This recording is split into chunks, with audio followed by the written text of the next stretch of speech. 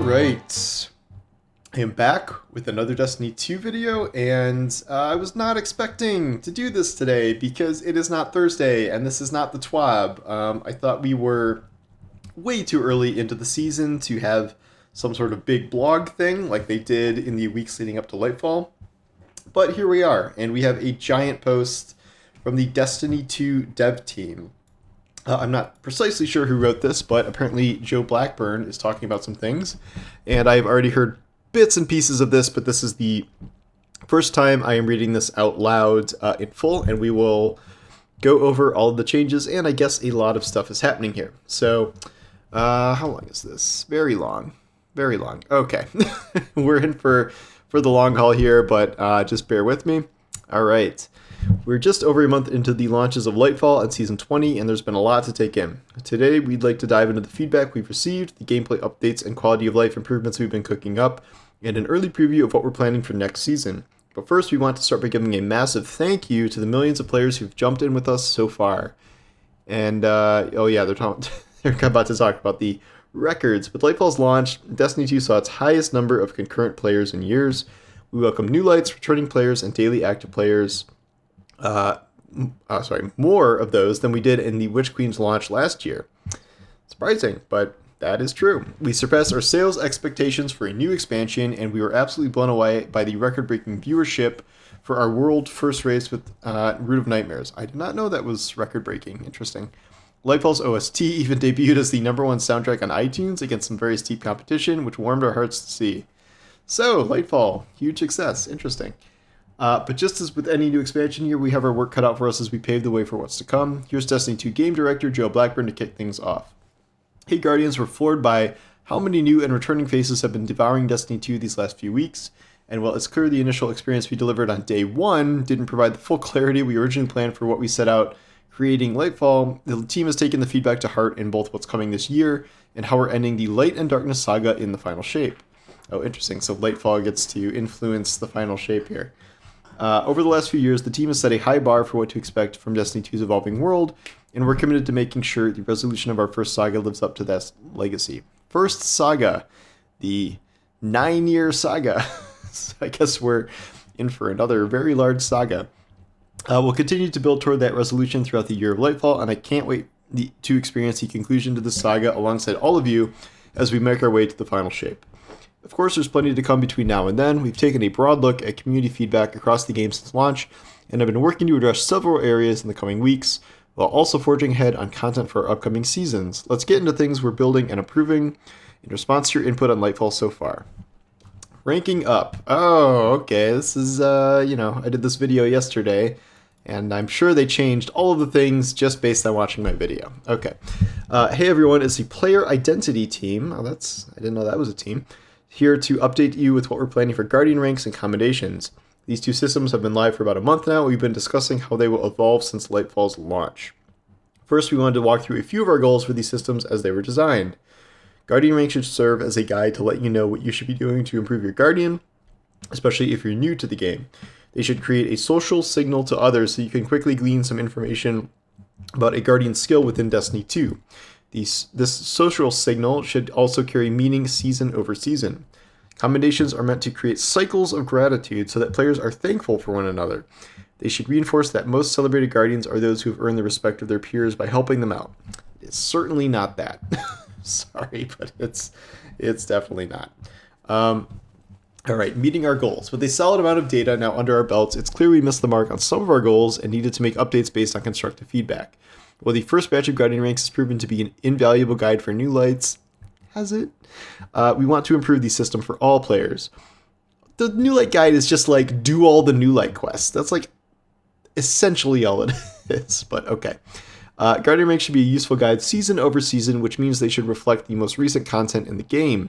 Hitting the highest rank you can achieve isn't easy, so you should feel pride in showing it off across multiple seasons. We also expect players would become annoyed if they had to redo all the basics each season, so we're building in shortcuts for new ranks you previously achieved even faster. So that already kind of exists because a lot of the stuff from at least up until rank 9, most of it is seasonal content, so I'm curious what they're going to say here. To that end, we've refined the goals for seasonal resets. Players should be able to represent their accomplishments across a whole season and those who've previously completed a Guardian rank should be able to renew that rank quickly in the next season. The social signal should also have meaning each season. That Guardian's rank 8, so they clearly know how to complete a raid. I should join their fire team for the new one. Sure. Yeah, it's definitely not me being Sherpa'd through a raid and not knowing any of the mechanics. Yeah, definitely not that. Okay. So how will this manifest in game? When starting a new season, your rank displayed to everyone will reflect your highest rank earned last season. Oh, okay. Okay, so they're doing the full carryover. That's interesting. And if you achieve a higher rank than you did last season, it will be your new displayed number. Players renew their previously completed rank by only completing the blue tinted categories. In the Guardian rank progression, other categories will not reset. Ranks you do not renew will fade at the end of the season. Okay, so the change here is that, so I hit rank 9, so I will start next season as rank 9, but if I want to be rank 9 next season, I will still have to do all the things to get up to rank 9 again.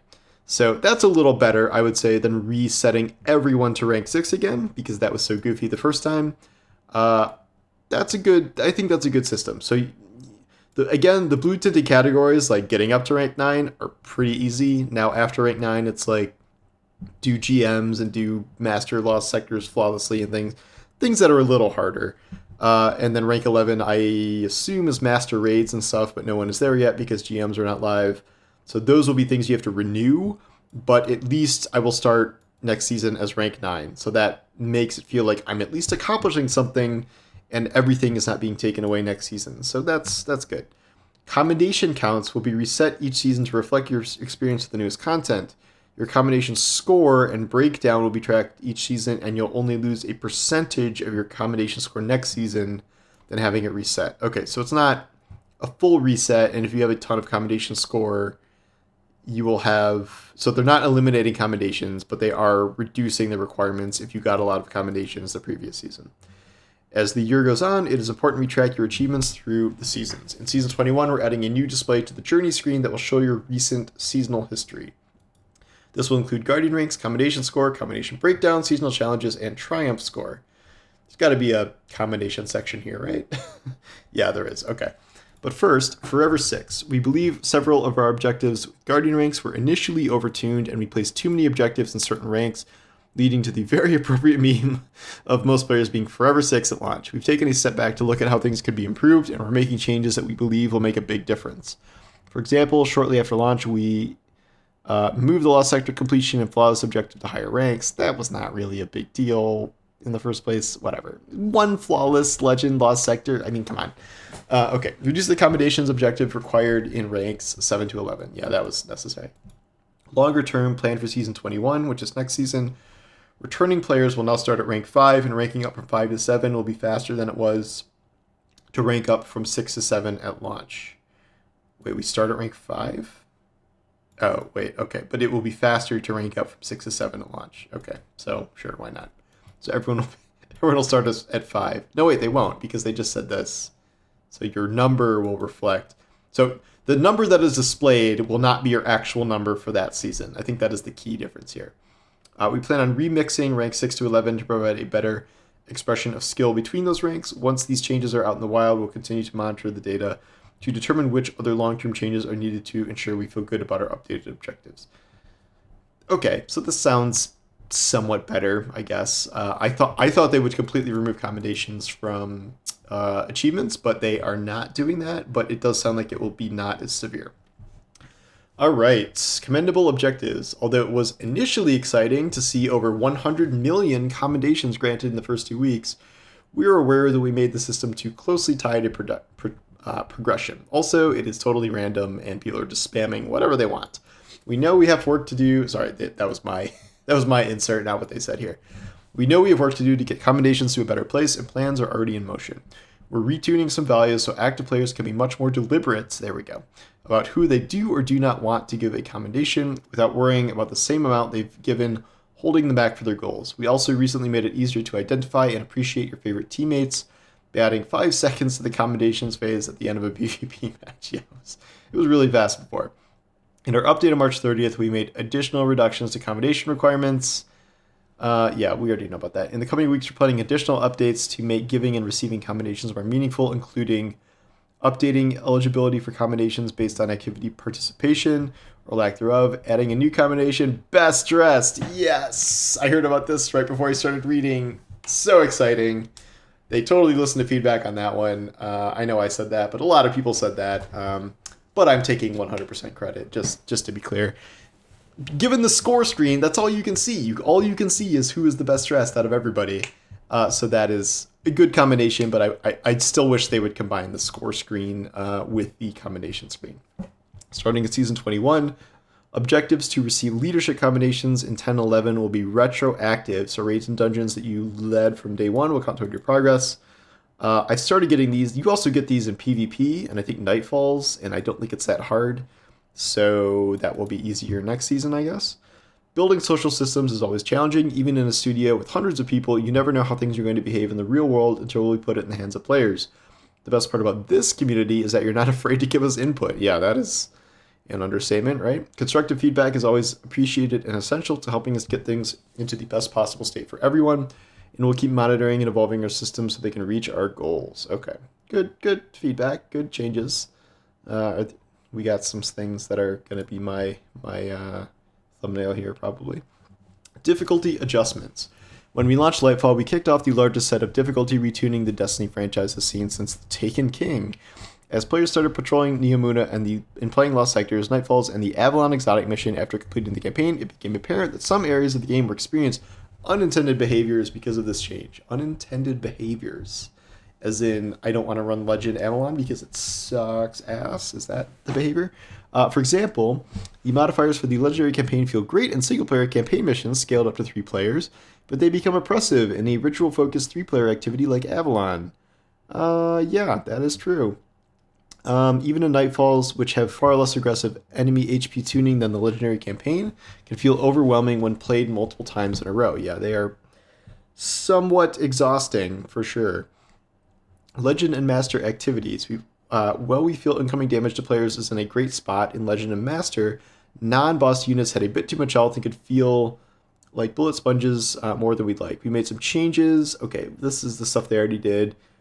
Essentially, they reduced Legend and Master health by 10%.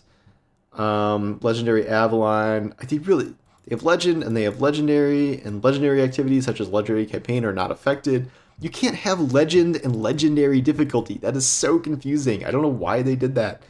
Okay, so they reduced the scaler for... oh wait, the co-op scaler was converted to Legend Nightfall levels rather than Legendary campaign.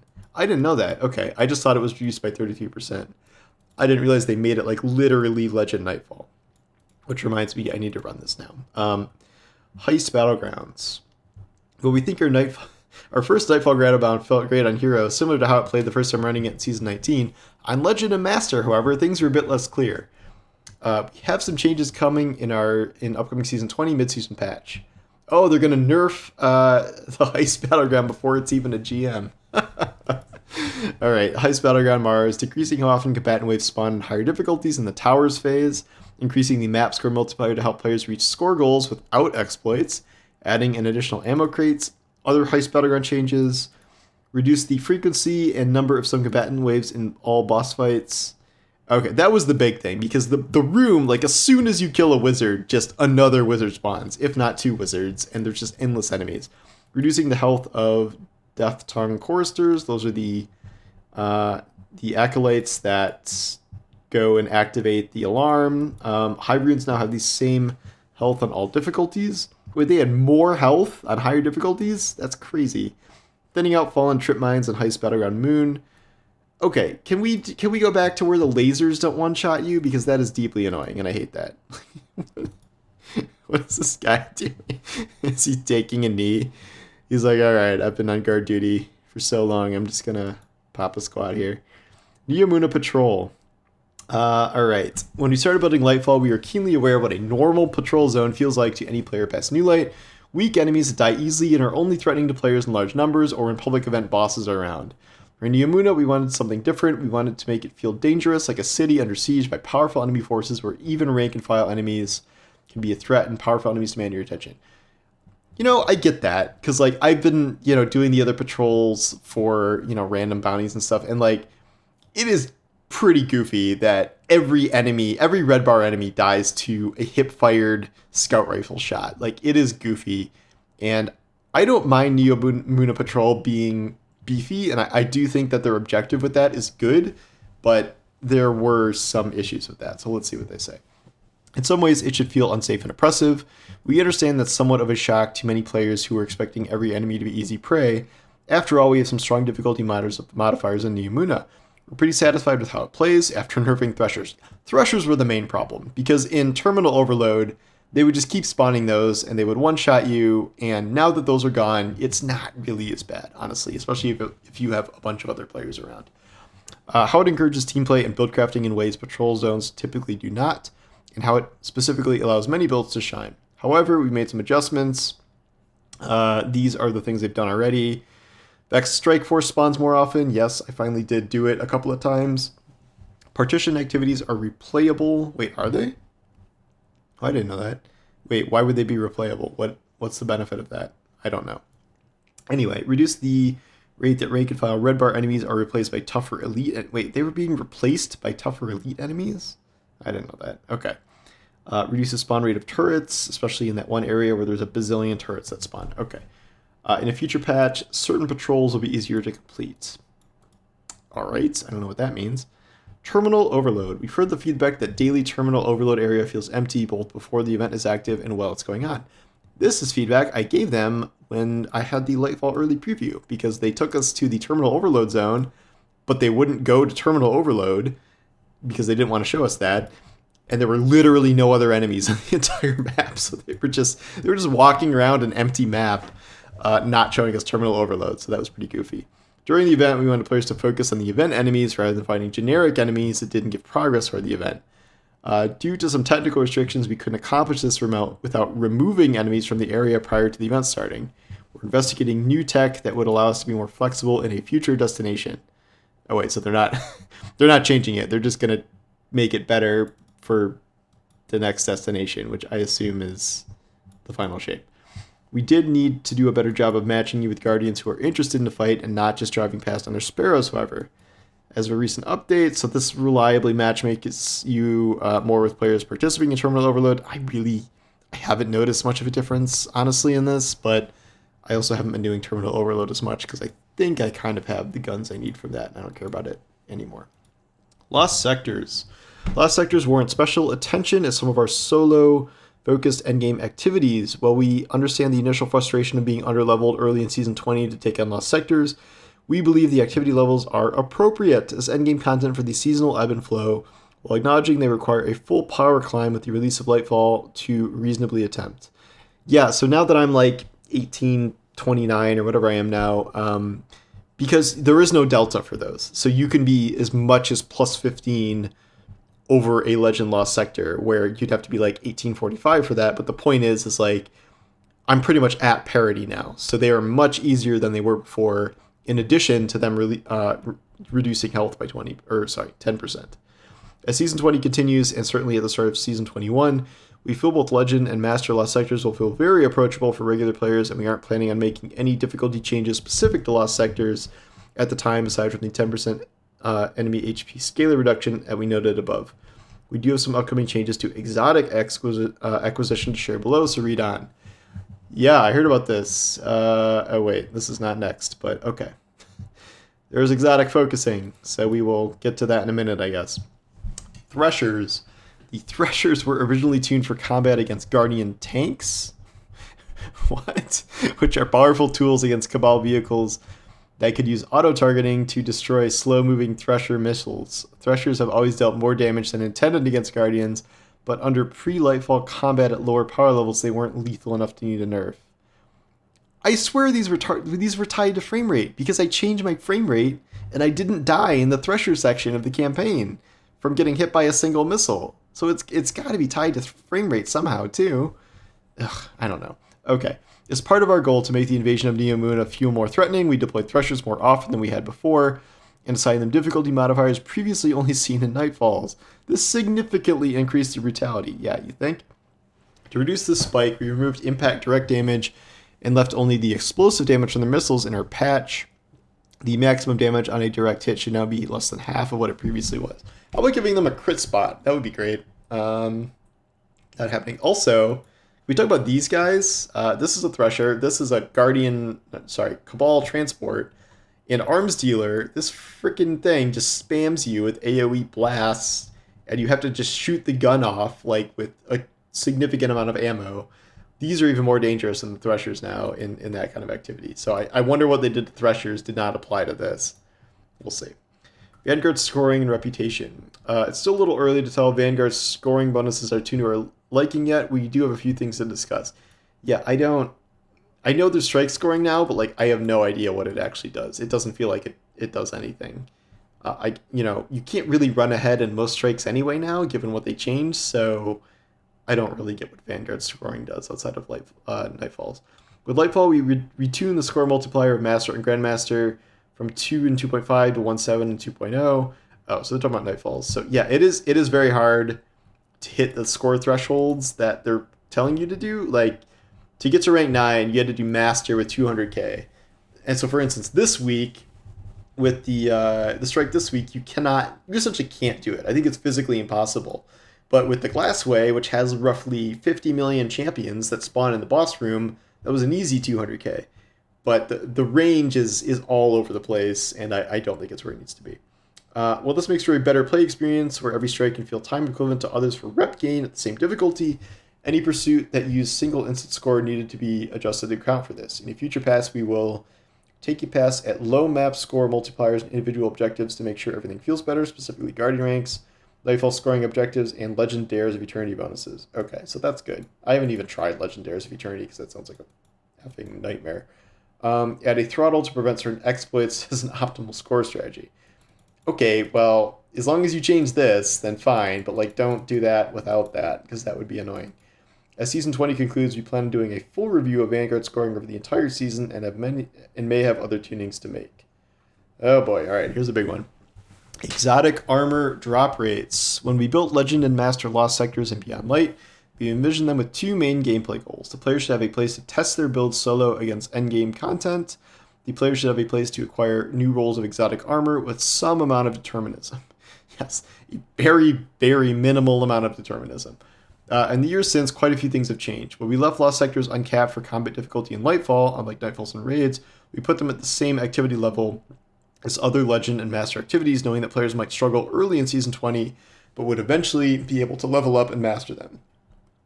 Since we aren't raising the pinnacle cap in Season 21, players would start that season ready to attack them. Oh, okay. So, well, we knew the pinnacle cap wasn't going up, but this is the first time hearing that they're not raising the power level of stuff either. I mean, I guess that makes sense. I didn't really think about that. But that means from day one, well, you still need artifact power. So you still will need to level a little bit, because I have, plus 19 artifact power right now. So that'll be a little different, but you won't be quite as underleveled as you were before. However, we also realized we placed a lot of pressure on Lost Sectors as a source of exotic armor. Yeah, no kidding. We agree they currently aren't a great method for new players to acquire exotics from Beyond Light onward until they played enough, and that with new activity level changes, they become even less welcoming to new players. Yep. We also agree that their utility for targeting specific drops has been getting less reliable as we add more exotics each season and will only continue. As such, we made some changes in a recent patch. They increased exotic drop rates. I heard they increased it to 1 out of 3 Legend ones drop it. I know there was something that only went up 2%, but I don't think that data was right. We want to be careful about raising the drop rate too much at a time when the activity itself will be getting easier and easier, especially in light of other changes coming. See below. Okay. Once most of the player base completes their yearly power climb, we will again reevaluate completion times and rate for rewards. Wait, is yearly power climb does this mean the pinnacle cap is not going up at all this year? Is that what that means? Am I reading that wrong? Well, all right, I've got to hear about that. Lost Sectors aren't the only exotic source in town, though. In an upcoming update, the Vex Strike Force event and the Vex Incursion Zone will drop a new piece of exotic armor if you have any left to collect on a knockout list, with no slot limits like Lost Sectors have. That's great if you can ever get the Vex Strike Force event to appear. Need some changes there. If you don't have any exotic armor left to collect, it will drop a random exotic. That's what it does now. Coming in Season 21. Now that we've covered some of the changes we're focusing on during the remainder of Season 20, let's look ahead. We've got more quality of life updates in the works for Season 21, in addition to the adjustments coming to Guardian ranks and Commendations mentioned earlier. First up, let's hear from the Armor and Expressions team. Armor and Expressions? Interesting. Team about what's being added to build crafting next season. All right. Alright, let's see. New build crafting updates. We completely revamped the armor mod system and made a lot of changes to how build crafting works in Lightfall. As always, with such sweeping changes, we anticipate there will be reactions from the community that require us to make adjustments and additions. One of the most common pieces of feedback we've received on the new armor mod system is that players would like to better integrate their subclass and their armor mods by having a way to gain armor charge by picking up stasis charge, void breaches, fire sprites, and ionic traces. Yes, especially stasis shards. The artifact perk in Season 20 that allows you to do so with fire sprites has proven to be a popular one. I haven't really used that. So we decided on a more permanent solution that covers all subclasses, including Strand. Yeah, what is the equivalent? I guess it's Tangles, but you don't pick up Tangles the same way you pick up the other ones. Likewise, many players miss the ability to build into being able to gain armor charge without having to get right up into the thick of things. Well, the increased number of ways to generate orbs of power warrant... Oh, this is the move orbs towards you thing, whatever it's called. Regarding Guardians to push forward in the combat arena to collect them, we do want to provide some ways for players to opt into a more generous collection method through build crafting. So, we're adding 2 new armor mods in Season 21 to replace some key features that many players were missing from their pre-Lightfall builds. Okay, they're going back, they're bringing those mods back that they deleted. Powerful Attraction. When using your class ability... Oh, that's different. Okay. When using your class ability, you collect all orbs of power within a radius determined by the number of copies of the mod you have equipped. Oh, it's like a pickup radius in Diablo. Oh, fun. Okay. Design notes. The request for seeking orbs, a mod that would allow orbs to track to you, did not fall on deaf ears. However, adding such functionality to an object that is spawned frequently in such numbers, and for all Fireteam members, not just the creator, could create a memory, performance, and latency issues. How do they do it with wells then? I guess you spawn more orbs than wells? Is that the difference? Elemental charges. Collecting the subclass collectible associated with your damage type, yeah, all those, has an escalating chance to grant you a stack of armor charge. Oh, a chance. On Strand, this is granted by destroying Tangles. Okay, I hope the chance is higher with destroying Tangles, because there's a lot less Tangles generally. Design note, the frequency of getting a stack of armor charge is tuned differently for each collectible to account for the differences in frequency and volume of creating these collectibles. Okay, so it won't always be universal across all of those. Because stasis shards, you can generate like 1 million stasis shards at a time. Additionally, we have a change coming to Shoot to Loot. Shoot to Loot can loot orbs of power in addition to ammo boxes. Oh, interesting. Design note, we did evaluate having the perk allow you to collect fire sprites and the other things, but technical limitations made that unfeasible. Okay. I'm still probably not going to use Shoot to Loot, but sure. As we mentioned, after Lightfall, we are bringing 3 new Strand aspects to Lightfall owners in Season 21 to open up even more build crafting possibilities. We'll have more to share on what to expect from these aspects as we get closer to season launch. These will be Titan Flechette Storm. I don't know how to pronounce Flechette, is that right? Hunter, Threaded Spectre, Warlock, the Wanderer. I am not going to speculate, but at least we're going to get 3 things instead of the 2 we have now, so that's good. Artifact perk refunds. In Season 21, we're adding the ability to refund and apply individual artifact perks with a single click. Good, very good. We wanted to get this in for launch, but technical limitations prevent it until next season. This will make build crafting easier. You'll be able to adjust your passive perks on the fly without having to reset the entire artifact. Please tell me when I scroll down, they're going to have it so you can save artifact perks in builds. No! Okay. Seasonal ritual schedule. We're looking for ways to improve our ritual schedule. I don't know what that means. And have a couple of changes that players have requested for a while that we feel great about trying. In week 1 of Season 21, we're going to run Trials of Osiris. Jeez, okay. Since we won't have a power raise of any type in Season 21, we can run trials earlier than usual with a reasonably level playing field. We're hoping this can be an ongoing change. If it's a week where no raid is launching, no Iron Banner is running, no significant power climb is introduced, we think we should run trials as early as possible. Grenadier Jake is very happy. In week 4 of Season 21, we're aiming to make GMs available. Okay, that is much sooner than week 6 or 7 or whatever it is now. With the seasonal power climb and the requirement level changes we added during Season 19, we can successfully launch Grandmasters earlier. Okay, what I keep reading here is are they never going to increase the pinnacle power cap again for this year? Because that's what I keep seeing here. And like we know, that may make sense because we know bigger power changes are coming. I don't know if they're coming in final shape or so shortly before that, but that is what I keep reading from everything they're saying here. Note that this is for the weekly Grandmaster. The Conquer Gilding node is still planning to open week 7. Sure, why not? Exotic armor focusing. I don't know why they shoved this down here, given that they were talking about lost sectors before. We're adding exotic armor focusing to Rahool. Oh, Rahool, so useful. In Season 21. When this goes live, all exotic engrams, aside from drops from activities that award exotics, lost sectors, strike force, nightfalls, will no longer auto-decrypt. Oh, okay. These will sit in your engram inventory and can be focused at 2 different tiers. Advanced decryption, focused on exotic to a specific entitled release. So the expansions, just like now, exotics that came out alongside... Do you hear the thunder in my mic? It's a pickup. Just like now, exotics that came out alongside seasonal releases are always included in the previous yearly entitlement. Cost is 1 exotic engram, 1 ascendant shard, and 30,000 glimmer. Alright, that's fine. Precision decryption. Oh boy, okay.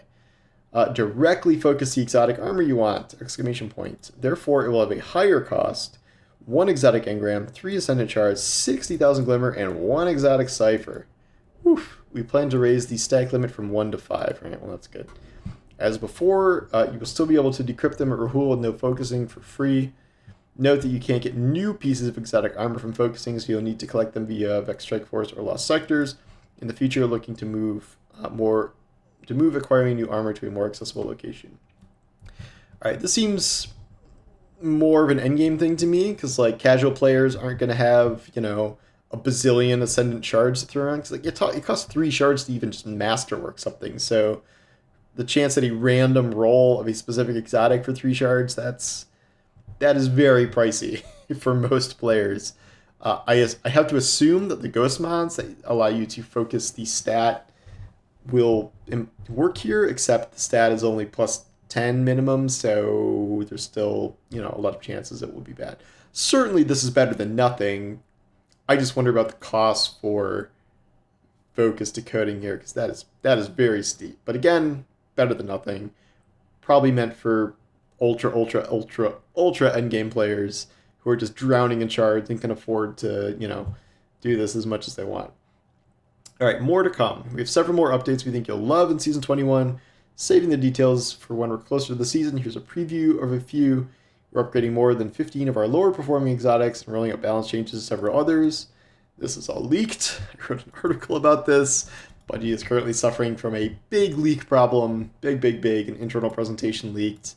I am not covering the story things. I am not reading the story things, but I did cover the exotic buffs, which I don't really consider spoilers. Yeah, curious about that. We'll have exciting news for players who enjoy improving their raid and dungeon exotic drop changes through triumphs. Yeah, that's a good system. We're taking a pass at team-unfriendly Vanguard bounties requiring specific weapon or ability kills and more. Sure, why not? Thanks again to everyone who's been on this journey with us, whether you're a new light or 9-year veteran. As always, keep your feedback coming and let us know what you think about everything we covered today at this account. Okay. Boy, was not expecting to do this today. I don't know. I think I gave most of my takes as we went here. Changes to Guardian rank seem good. You will retain your current number and just have to re-earn it again, but it will at least display what you did last season. That is good. Difficulty tuning is kind of what they already did. This is not really new news. Heist Battlegrounds, they are pre-nerfing them for the GM of the Heist Battleground Mars. I assume they will add other battlegrounds later, and those will potentially benefit from these changes already. Neomuna Patrol is stuff they already did. Lost sectors, because power level is not going up, they will be easier next time. One constant thing through all this is that it really does not sound like they're going to increase the pinnacle power grind again. I think that might be easier for them season to season, so everyone just has to grind the artifact, and then we are in for a much larger power overhaul by the time Final Shape gets here.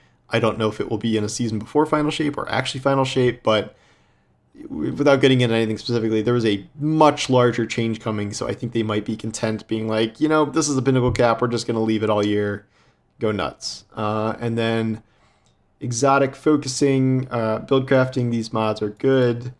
Shoot delete changes, new aspects, artifact perk refunds, earlier trials, and then focus decoding. This seems very expensive. I don't know if I would spend an Ascendant Shard to get a random expansion exotic, and they said it won't have knockout protection, I think.